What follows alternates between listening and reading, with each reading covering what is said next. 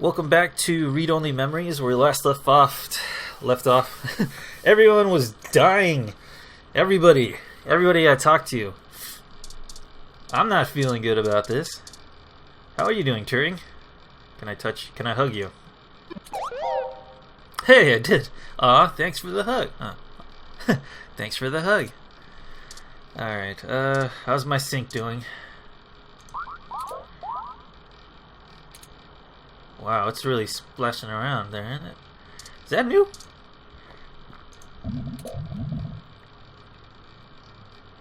Maybe a botanist is a better idea. Yeah, let's go to the botanist.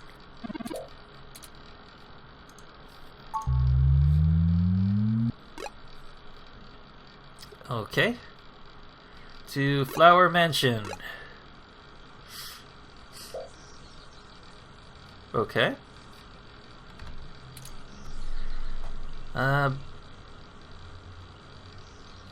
Something wrong, Turing? Oh, sorry, Ace. I was... wool gathering? There's a lot of new words. I have no idea what they mean. I can guess. Were you... have your head in the clouds, so to speak?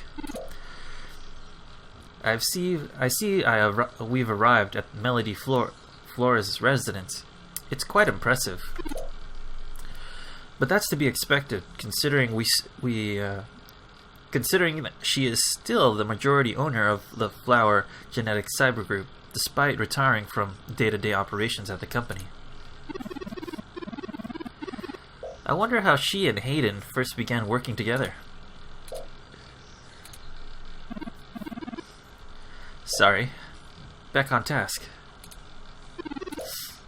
Is there anything you'd like to know before we head inside? Oh, were they banging? Yeah, let's talk about Flower Cybernetics. Flower Cybernetics was established in the early 2000s by Melody's mother. It started out developing cutting-edge medical tech, including advanced prosthesis and nanoparticle diagnostic and treatment technologies. They were vastly successful when they perfected the first synthetic nerve mesh, allowing direct connection and control between the nervous system and a cybernetic prosthesis. Cool.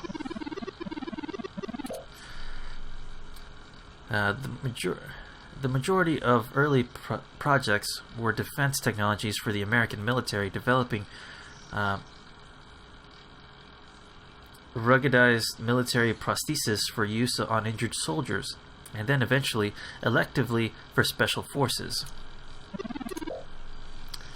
This research line culminated in the development of brain-controlled androids as shock troops, long since barred by international law. Melody took over the company from her aging mother, and she fought against developing further military hardware from that point on. She pushed the company to use the BCA technology for the company's original goals of medical advancement, as well as developing the first direct link virtual reality. It's gonna be one of those days, huh?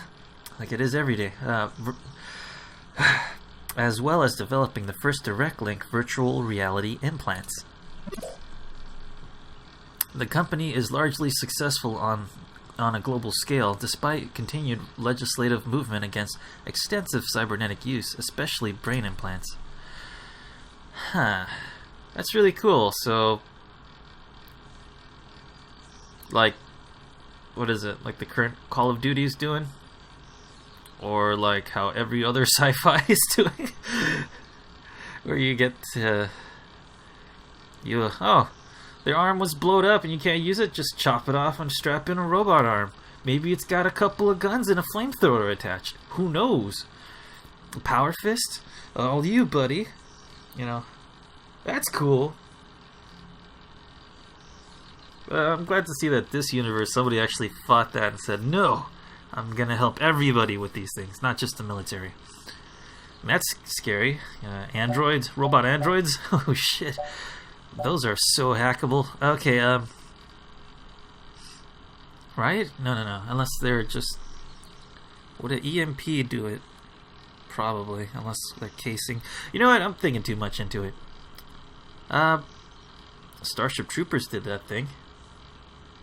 That was a cool movie.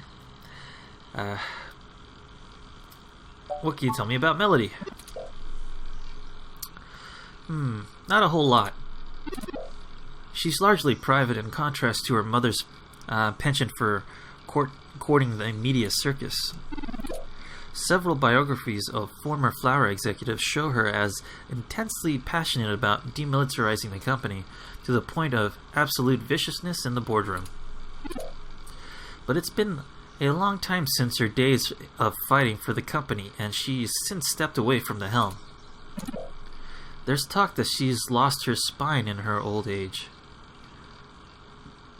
Okay, I thought that literally, but that's figurative. Like she just doesn't have enough enthusiasm for this kind of thing. Okay. I thought that was literal for a second. Well, I'd like to take that with a grain of salt, Ace. Yeah, she's probably still up there, huh? Spicy old lady. Okay. Is she old? Is she that old? Oh, we'll find out soon. Is that a bear on top of the door frame thing? Okay. What's it called? An awning? Nah. She may have retreated from the corporate battlefield, but you don't change the entire direction of a company as large as Flower. Oh, there we go again. I'll just let that play. I'm not even going to edit that. See, that kind of shit I have to put up with.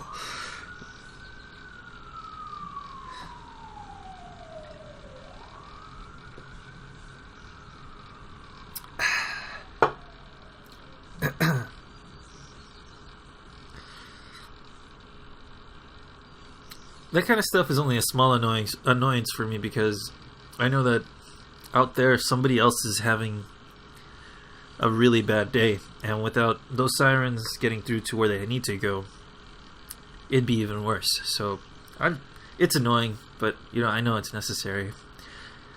I hear a lot of it. Alright. Okay, back to it. She may have retreated from the corporate battlefield, but you don't change the entire direction of a company as large as Flower if you're a quitter. True that. Stay on your toes. Okay. Didn't Yannick say he and Melody had a falling out? He did, and I can't shine much light on that. I know that System 1 worked with Flower to help develop the first operating systems for the direct link virtual reality implants, so perhaps it happened during that time. Also, Flower eventually went with a different company for future models of the implant, but there was never any public talk of a personal falling out between the heads of the companies. Oh, it was personal. I'll scrape the mesh for more rumors, but they'll only be that. Rumors. Yeah, we don't have any facts. We need facts! Well, I guess there's a little upside to knowing what rumors are, and that's sort of putting a pressure on whoever I'm interrogating. But you have to do it in such a way where it doesn't, like, just make them be like, oh, this person's got nothing on me, to where I'm like, so, how are your relationships? You know, stuff like that. I can do my best I can do my best to parse fact from fiction, but it blurs too much for me to be sure what's real. Me too. Me too. Just like Wikipedia. The moon is not made out of cheese. Let's go inside. No time like the present, then. Alright, before I go in, what kind of items do I have? Oh, I still got my umbrella. Look at umbrella. A purple umbrella of the older variety. Kitschy? Again, words I'm not familiar with. Look at brochure. It's propaganda, and They really could have used a better paper stock. Oh, really? It's like, well, I get this stuff too. I get Mormons coming up into my apartment building and handing me pamphlets. I'm like, no thank you, but you know, you need any water or something? Because I see them bicycling up and down, and shit, I know nobody wants to talk to them. I mean, I don't agree with them, but that doesn't mean they have to have a bad time talking to me. This one time, I woke up and I was still in my robe. This wasn't with the Mormons, but a bunch of Christians came up to my door, and they were, they just took one look at me, and I just had my hair everywhere, and just like, still in my robe. They're like, oh, never mind. I look like the devil to them. Alright, let's see. Medium range Alexa, let's look at the zapper. I digress. Okay, for self-defense only, Lexi's orders. What about for fun? Oh yeah, I've also tased myself for fun before, just to see what it was like. I think I drained the battery on that sucker. Anyways, I felt like I had just been put through a microwave. Those damn headphones. Play music? Oh, okay, so I can listen to the soundtrack whenever I want. Okay, look at headphones. Top of the line and budget headwear. Okay, so, you know, a decent Sony brand. Okay, look at milk. Fresh normal milk, not spoiled at all. Alright, and my ID. A plastic ID card with your name, picture, and stats. Yeah, what are my stats? Let's look at the window. Windows line in front of the house, then broadcast hints of an expertly designed den inside. One of those play a tree. The tall shrubs could line the estate of a Victorian duke. They're that stuffily pleasant to look at. Hey, what's that? Small-scale bear statues guard the entrance to the mansion. They'd look cuter if they had little outfits on. Okay.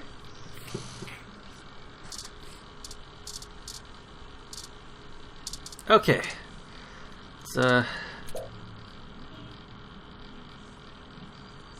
This looks like the buzzer for an apartment complex. They need one of these just for one house? That might be a big place, I guess. You wouldn't be able to hear it. Yeah, I have one of these in front of my apartment building. Doesn't work. It hasn't worked for the last 20 years. Okay. Let's ring the bitch. Alright. The fuck? Are you a Pokemon?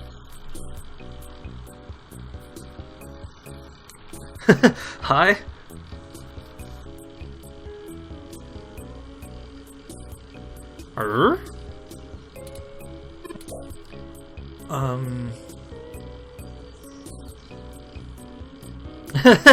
Have the same face. Alright. Turing space. You know what? I don't wanna know.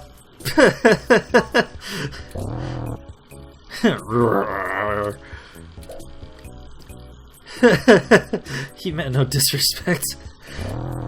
Alright. I don't. Okay, I'm trying to make sense of it in my mind. As to. Okay. So this place works with neural interfacing technology with your brain, right? With your mind. So this person probably did that to animals, right? Increasing their intelligence and whatnot. Maybe, for instance, humans. If you were to get rid of certain parts of your brain, you wouldn't be able to feel hunger or get sleepy, or something like that. It's still weird, but maybe in the lore of this universe, so this game, maybe this person was able to find a way to add connectivity to the brain, or add to the brain of an animal, so as to increase their intelligence and their cognitive abilities. For instance, answering a doorbell and not eating me. Because, for me personally, I think animals are very, very intelligent. And it's just that if you only see them as you know, beneath you and not as an equal in terms of being alive, then you would not be able to learn anything from the existence of something else. So that's just me. Okay, let's just go inside. All right, that was cool though. Hey, Fuzzy. Okay, let's see. Turing, your guess is as good as mine, Ace. Mine says we can go in. Should we? Well, he did leave the door open.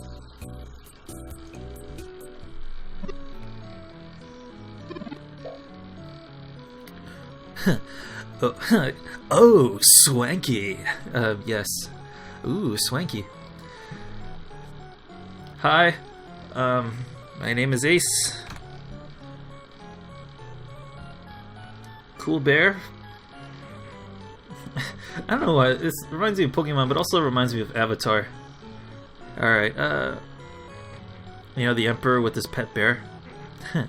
Platypus bear? No, just bear. That's weird. Swanky? What? I have been trying to increase my usage of colloquialisms. Is swanky too out of date? This place looks fresh as fuck. Nah, no. Jeez, I'm old. My colloquialisms are as old as 2005. So.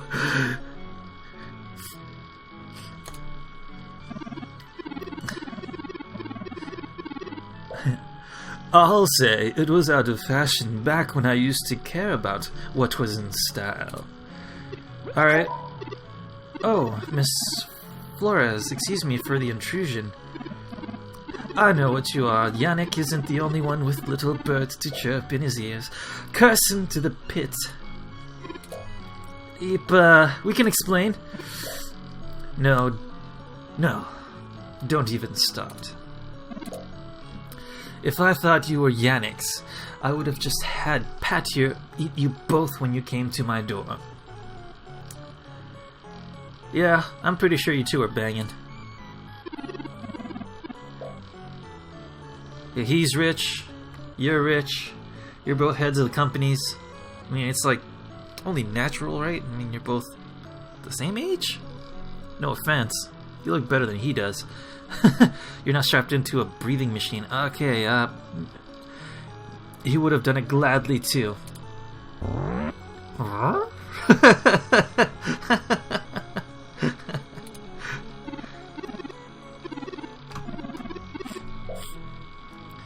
Fine, not eaten. He's on a diet, but perhaps a light mauling? Look, this philosophy is how I lead my life. Sometimes you eat the bear, sometimes the bear, well, he eats you.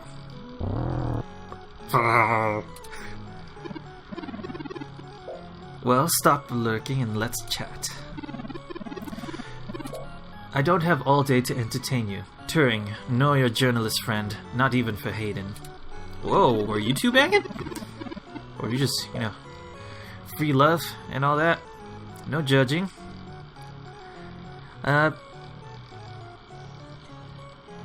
Maybe you guys are just friends. Doesn't necessarily mean you were banging. You don't have time to waste if you're going to find him either. He's dead. Right. Oh, maybe you don't know. Well, let's look around first. Hey, a monitor. The latest episode of Media Blitz. It's going into the sordid details of a new Tex actor's island love affair with a local politician's daughter. Oh! Let's see, a rosy That's not a S. That's a RO51E893. But Rosie unit. From the emblem on its side, it sits patiently near Pat in a sort of ambient sleep mode, playing light instrumental music. Alright. Room control. A room control monitor is fixed into the back wall of the room. The temperature is set so low it's freezing.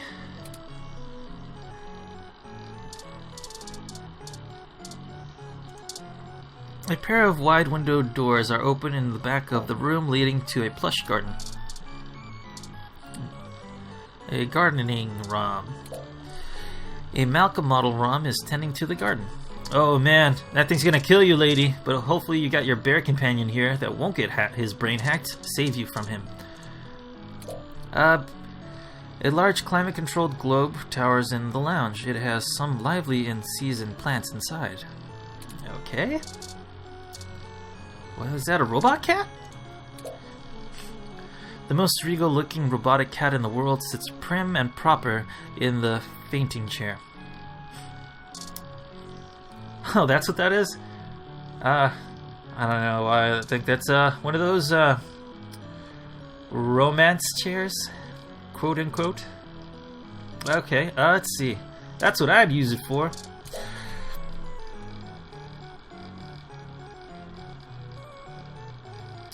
The biggest strawberries you have ever seen are assembled in a china bowl on the coffee table. Oh yeah. Teapot. A thin string of steam escapes the delicate spout. Can I have some? Or are you having tea with your bear? Look at Pat. Melody keeps unusual company. Ursus maritimus, if I'm not mistaken. That might be why the temperature controls are set so low in here. It's a polar bear. Yeah, definitely a polar bear.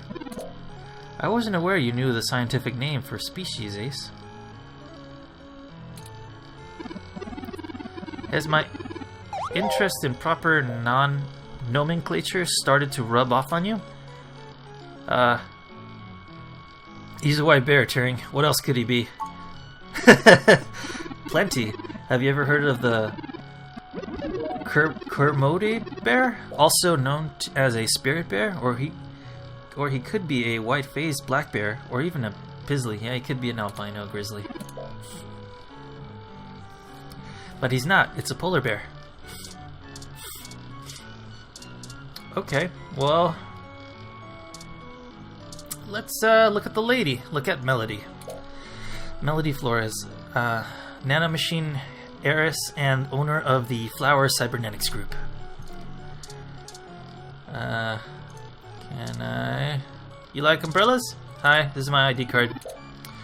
That's nice, dear. Alright, she already knows a lot about me. Okay, let's talk to you. You have me at a disadvantage, Miss Flores. You seem far more familiar with me than I you. Have we met? It's just Melody Turing.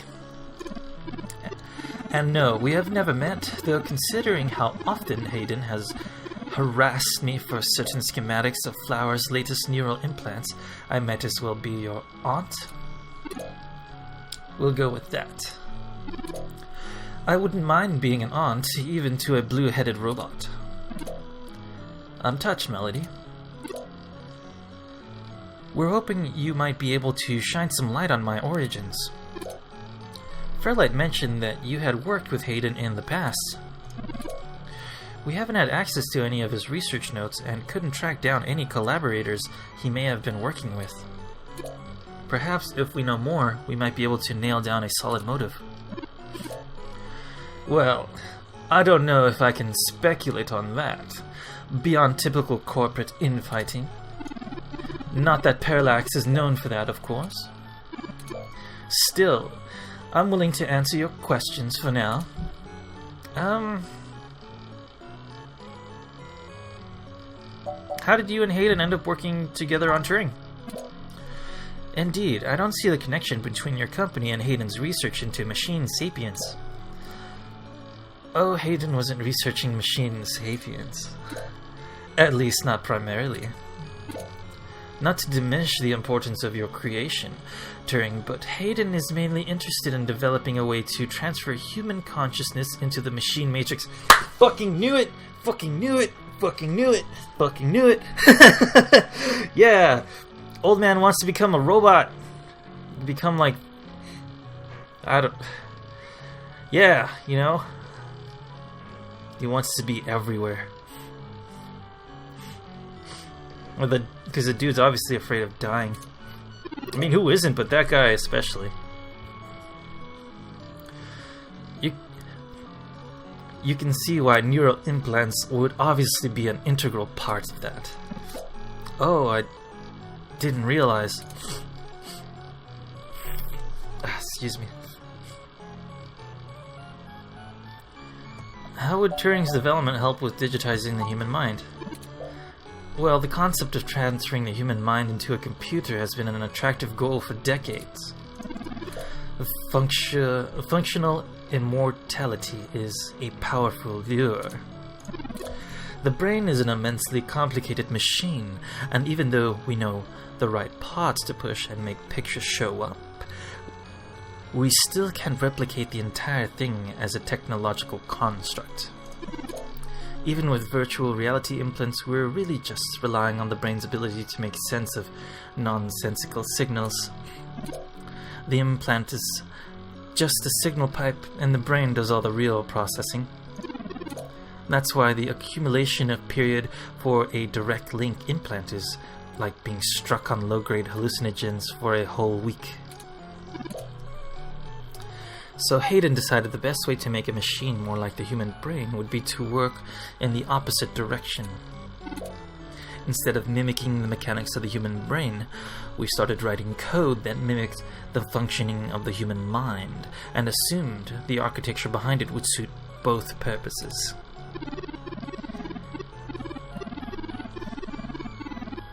Think of it like convergent evolution, two different species developing at the same adaptation to solve the same problem, but continents apart. I actually studied that briefly. Hayden is a crack programmer when it comes to information collating. That's how he made his name in Parallax in the first place. So he wrote a bunch of baffling self-modifying learning algorithms and let them loose. Poke and prod them here and there to make sure they value the same things humans do. We eventually end up with you, Turing. Interesting. Hayden never revealed any of this to me.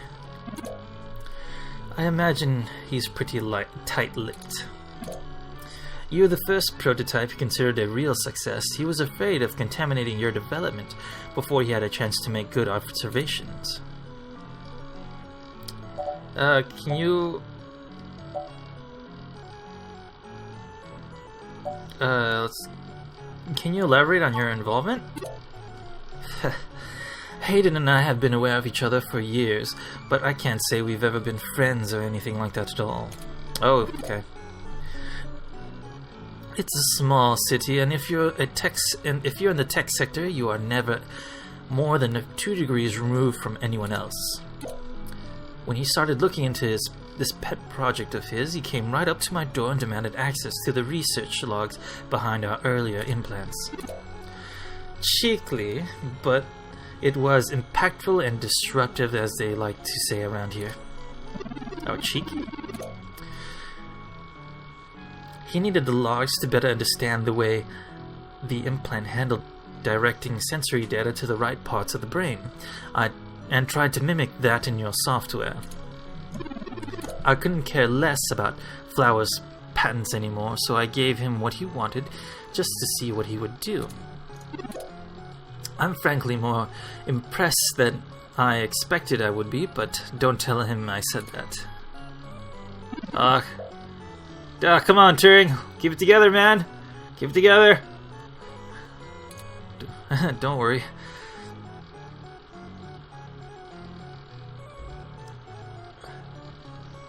Oh, jeez. I could empathize with Turing, especially my first thought that came to mind was if one of your, well, this happened to me. One of my friends died. They had their Facebook page still up, and people were still sending messages to the person, and well, she died, and people would still be sending lots of messages to her as if she was, and it would sort of, you know, break your heart a little bit. Yeah, that kind of feeling. Though that's the memory that first came up with that. But yeah, it sucks. Keep it together, Turing.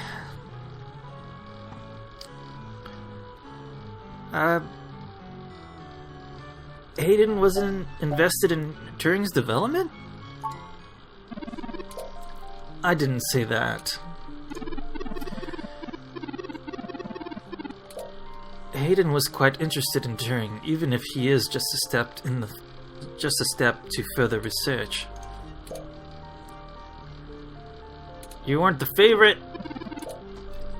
In fact, he's preparing to publish his findings involving Turing, and I know it's going to make one heck of a splash in the scientific community. See, the most impressive part about you, Turing, is that you're surprisingly stock. Oh shit. She just called you a basic bitch. Alright, I assure you, Melody, my construction involves only the latest and greatest in ROM prototype technology. Exactly. You're not off the shelf, but you're still just a souped up ROM. More or less like every other one out there. Oh shit. Your personality algorithms are impressive, but they don't require some new space-age technology to work. Hayden is going to propose that human consciousness transference does not require special brain-like hardware architecture, but merely the right software wrapper to interface with the hardware. Interesting. Interesting concept. Much like how you function. I suppose that is correct. That's interesting. So, I'm trying to wrap my head around this. Thinking like, your computer would not necessarily need to have like quadruple times 100 times the amount of CPUs. You just need a standard CPU with a lot of memory attached to it and some good coding to create a working mind. Not necessarily, you know, super quantum-like computers. It wouldn't be as fast, but I think I get it. I suppose that is correct. Still, my personality matrices do make up substantial amounts of my processing power. Exactly. Would custom hardware have capabilities that better serve such a demanding specialized task? Yes. Sure, there's plenty of reason trying to make a computer that works like a human brain. Efficiency is an important part of that. But if Hayden can emulate the human mind in existing technology, it means we can start with the immortality now, rather than waiting for hardware to catch up with Hayden's software. Interesting.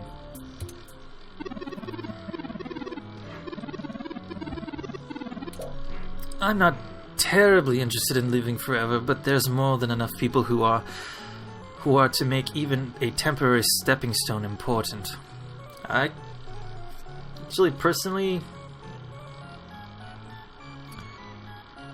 I would, like, on the verge of my deathbed, I would like to transfer my consciousness into a machine. Because, I mean, there's so much more to life than the lifespan of a human can ever, you know, witness. I mean, I'm lucky now because technology is moving so fast that, I mean, when I was around, I mean, from, let's see, this is a minor example, but music, you would have to actually have, I grew up with cassettes, and you could only have so much time in that cassette to replay, and then to get a good amount of it, you would have to turn a tape around and play it from the other side. And then now, you have things like your iPhone, which can carry thousands and thousands of songs for you. And not only that, but it can do more than just play songs. It could talk to people, you could look up the internet. It's such a useful tool. I mean, to going from that thing that could only play a couple of songs to having the vastly stored information of the world in your hand is incredible and amazing. It's just awesome. So I'm lucky that I get to live in a time where I get to see that, was it zeitgeist or paradigm shift? Whatever fancy word you need to describe that.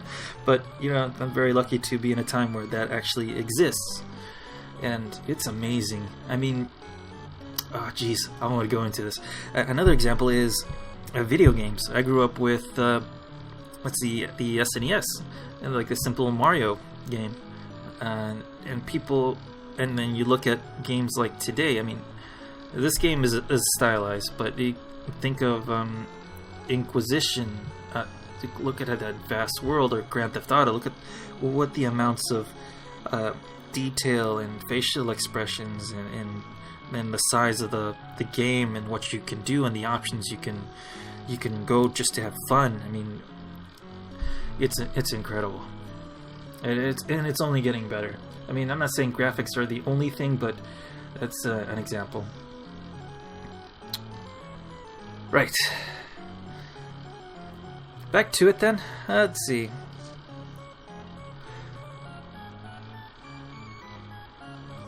I'm not terribly interested in living forever, but there's more than enough people who are to make even a temporary stepping stone important.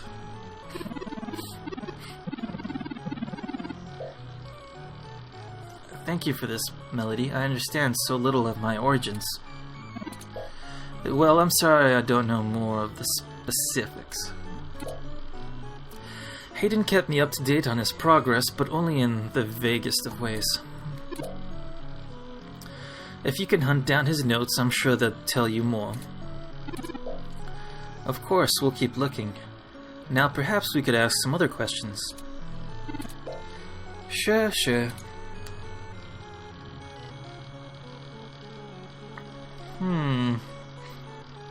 Oh, I want to know about this one. But if I click this, will this one go away?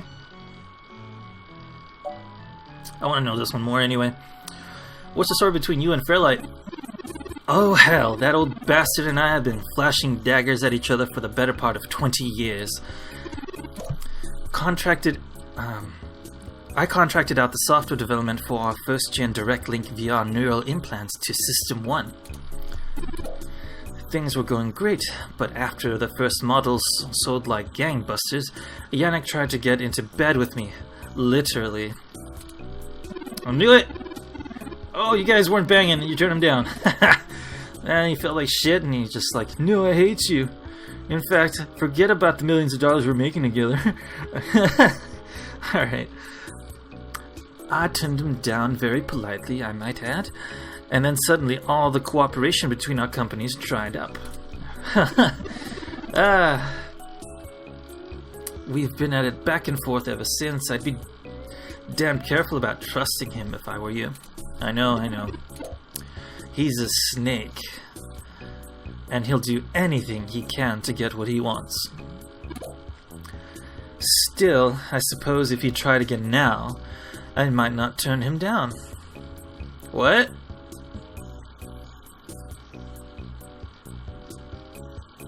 You know he's like bedridden? Like crazy? Or are you just lonely? Have one of your robots do that. Fuck, lady. Let's see. I wonder if they have sex robots here. You know what? Probably. Probably, yes.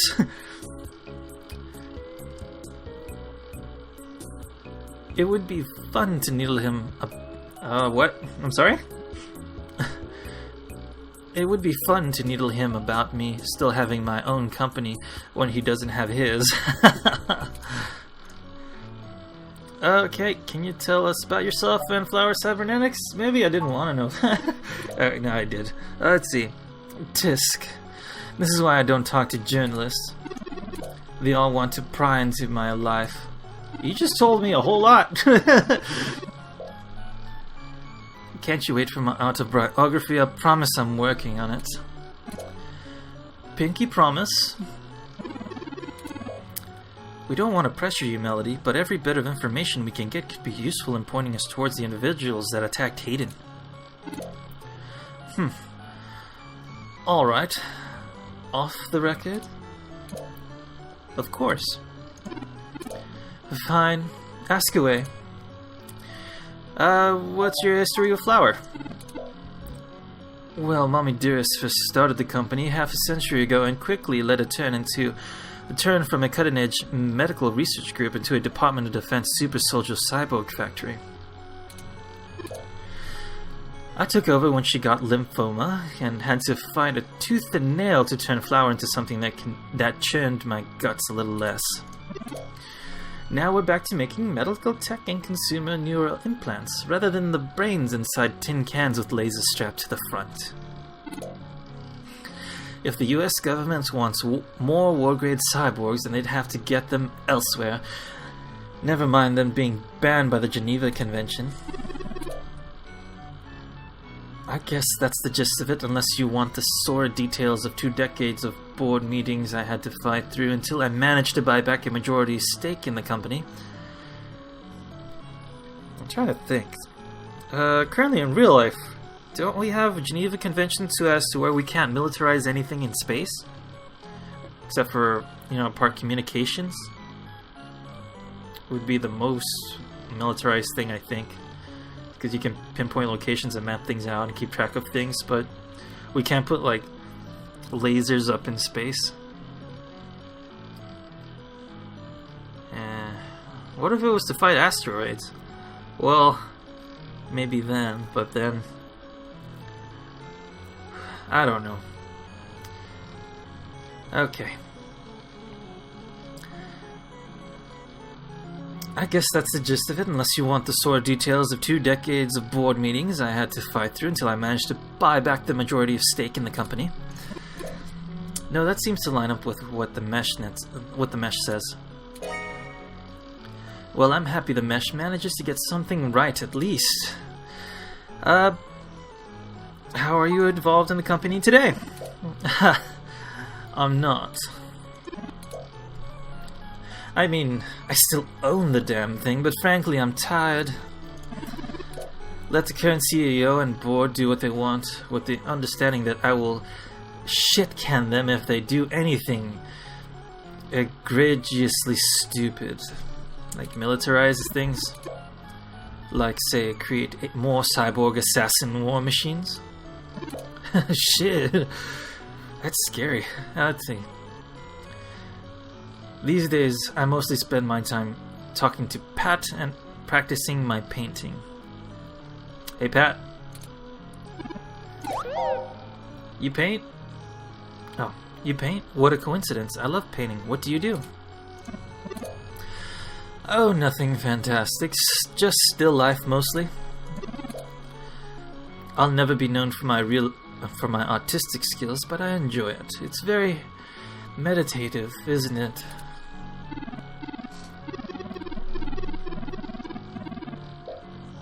I agree very much. I look forward to when all of this is over, I can get back to my canvases. Would you mind taking a look at my work, since you're my aunt and all? Well, we can play a little, and I'll show you mine if you show me yours. Alright. Tee-hee! I mean, it's that kind of wording that I think Turing is very childlike. But whatever. Tee-hee! It's a date. Let's see. What's the deal with Pat?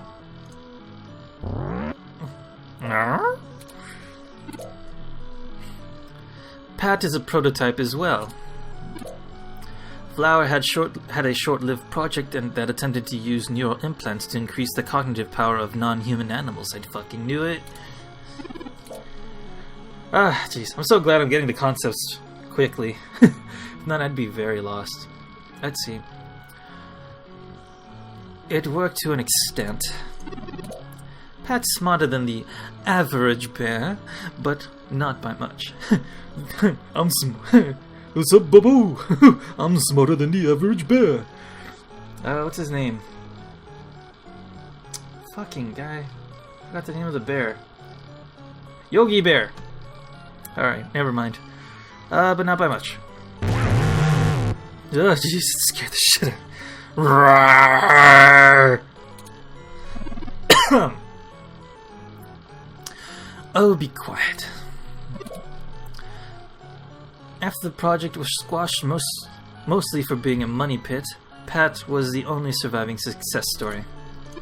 Were there other animals? Wait, is this actual robot cat or is it augmented cat? The eggheads didn't know what to do with him, so I decided to keep him around here. He's not a bad companion, if a tad taciturn. See, I'm learning words. Temperamental? My thoughts exactly. Give it up, Pat. You're no Shakespeare. You're no Shakespeare.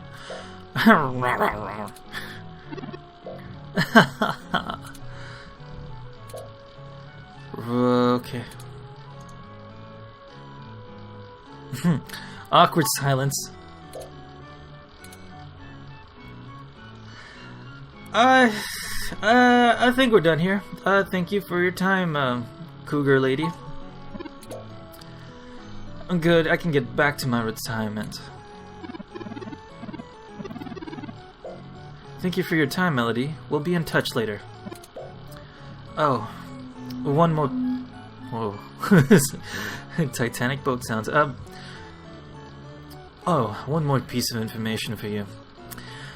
If you'd like it. I've got contact info for a Vincent Mensa, who I think might be of help for you. Vincent was working more closely with Hayden inside Parallax, mostly on his company's approved research on data collating algorithms for the mesh. I'll send him a message and ask him to meet you somewhere. He owes me a favor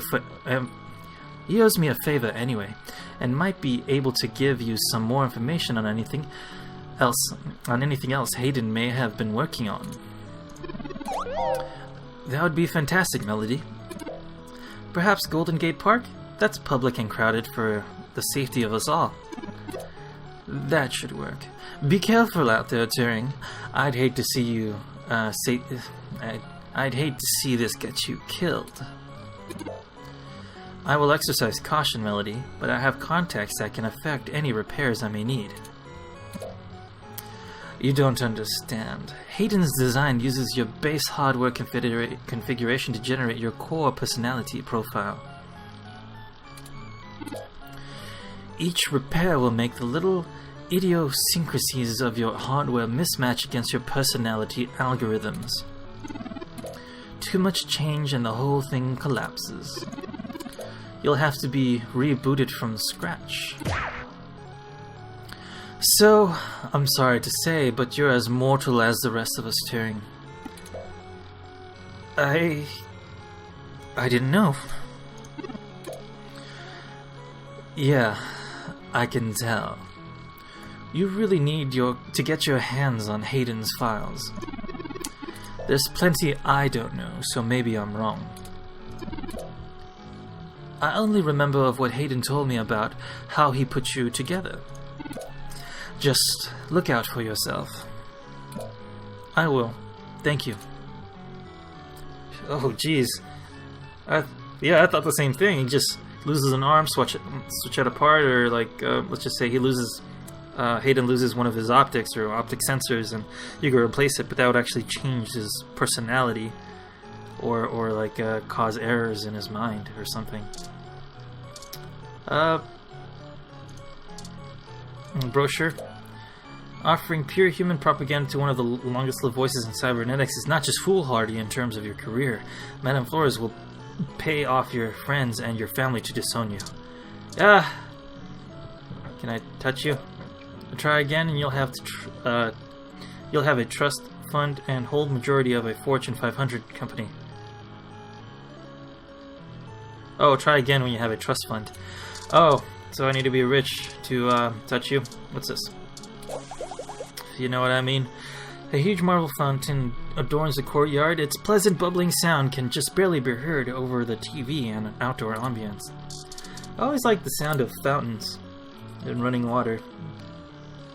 Like sounds of the ocean. It's very relaxing. I always wanted those, well, no, it's popular now, ASMR, but what I always found relaxing was sounds of the ocean and like the forest with like sounds of nature. It was very relaxing. What would it be? Like one of those old Discovery stores, like one of those old quote-unquote science stores, which would sell like astronaut food and like educational toys and gadgetry.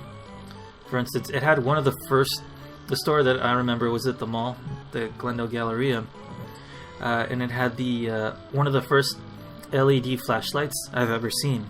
So that was cool, and they were crazy expensive, like $100 for one of those really small flashlights. Those are awesome.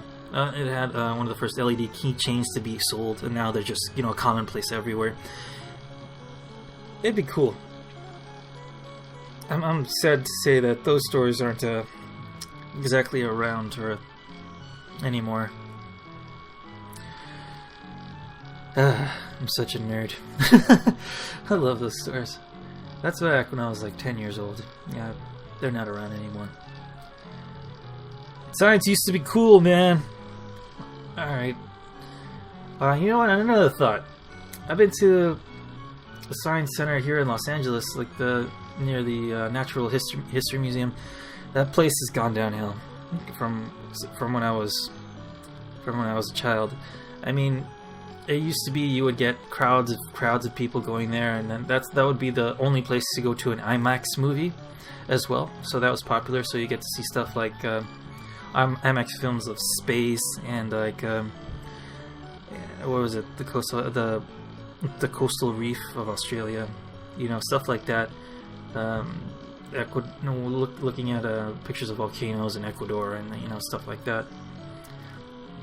Those are very interesting movies.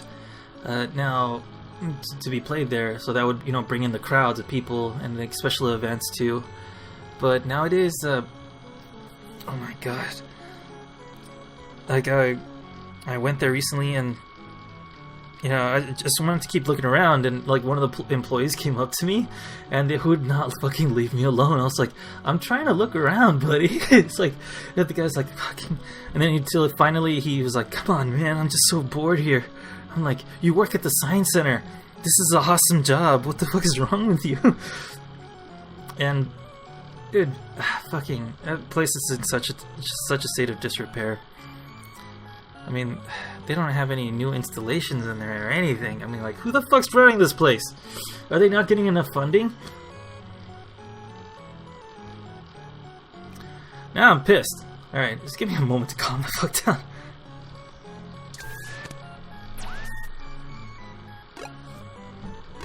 Okay.